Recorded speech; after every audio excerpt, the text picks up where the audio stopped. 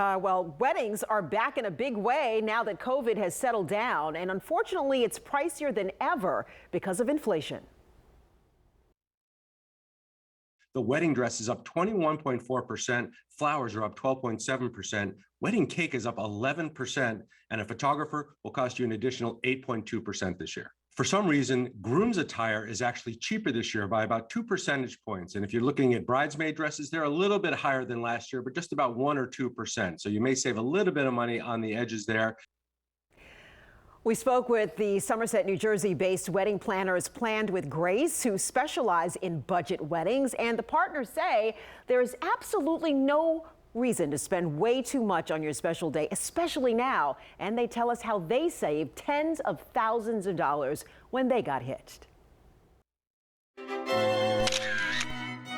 Planning a picture-perfect wedding on a budget is far from easy, but these ladies started a wedding planning business doing just that after how much they were able to save on their own weddings. I want to say our wedding was valued at $50,000. We spent about close to $27,000. I have to say I saved about $12,000 total. A combined $39,000 in savings. So how did they do it? And what do they suggest for a bride-to-be?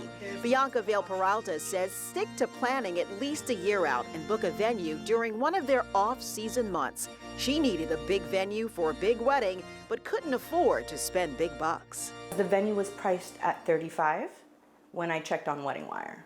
And when I went to physically view the venue, the price on the contract was $9,000. You heard Bianca mention Wedding Wire. It's an app that gives you access to wedding vendors from florists to venues, which brings us to tip number 2.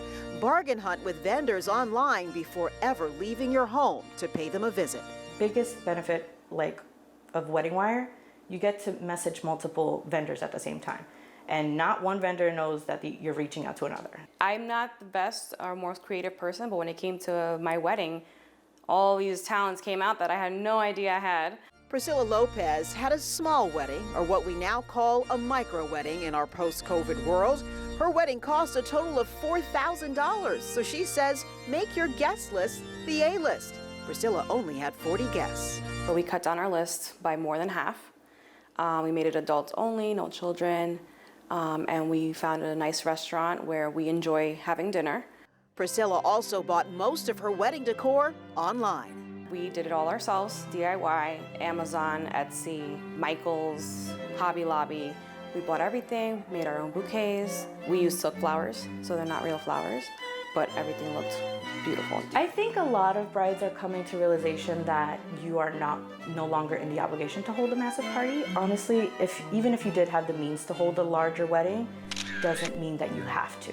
You don't have to spend a fortune just for it to look beautiful.